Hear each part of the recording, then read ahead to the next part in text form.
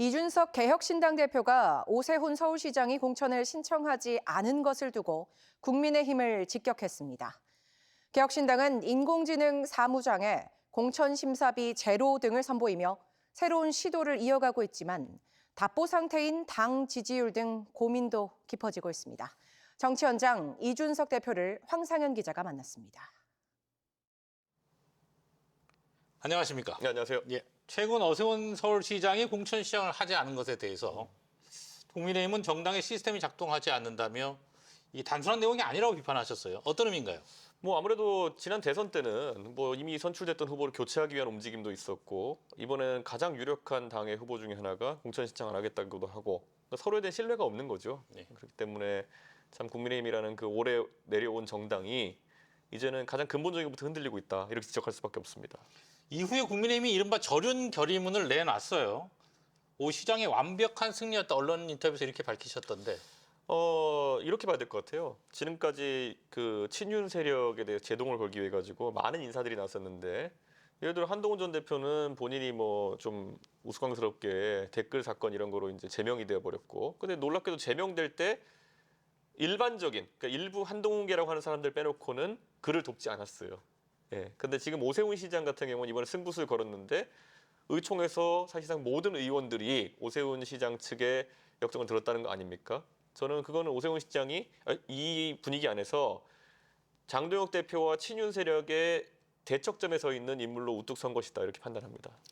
새로운 보수 정치를 세울 주체가 이제 개혁신당밖에 없다 이렇게 말씀을 하셨죠. 이제 절윤을 선언한 국민의힘과 연대 가능성은 어떻습니까? 저는 절윤을 선언했다 하더라도 예. 그 내용이 따르지 않을 것이다 이렇게 봅니다. 오세훈 시장의 비중이 크기 때문에 거기에 대해서 손을 들어주는 모양새지만은 당장 윤핵관 청산을 하겠다 그랬을 때 대다수의 의원들은 내가 청산 대상이 되지 않을까를 두려워해서 거기 동참하지 않을 겁니다. 그래서 지금 상황에서 오세훈 공천 안 주는 것에는 다들 동의하지 않았지만은 반대로 완전히 개혁적인 방향 가는 것에는 또 그거는 다른 의견이 나올 겁니다. 자, 보수 재건의 가치를 내건 정신이 또 하나 있죠. 앞서 언급하셨는데 한동훈 전 대표 네. 지금 대구와 부산을 잇따라 방문을 했어요. 네. 어떻게 보십니까? 이 같은 행보에 대해서는. 대구나 부산의 민심이라는 것을 어떤 경로로 파악하는지 모르겠지만은 대구 경북은 사실 자존감이 높은 지역입니다.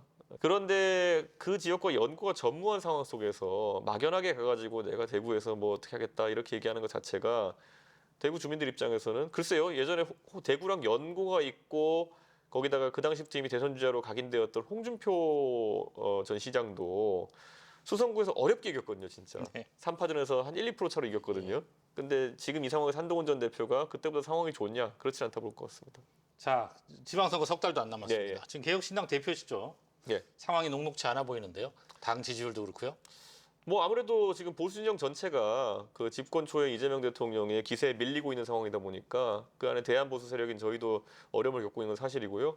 그래서 저는 대구 경북의 우리 시도민들께 여쭤보고 싶은 게 어떻게든 안간힘을 쓰면서 이겨보려고 한쪽이 몰아주고 하는 투표를 하다 보면은 계속 지다가 나중에 대안도 없어지게 됩니다. 이번엔 국민의힘에 볼모 잡히지 말고 자신 있게 한번 개혁신당 찍어주시길 기대하고 있습니다. 네, 못한 얘기는 TBC 뉴스 유튜브 채널을 통해 좀 더 나눠보도록 하겠습니다. 예. 고맙습니다. 예.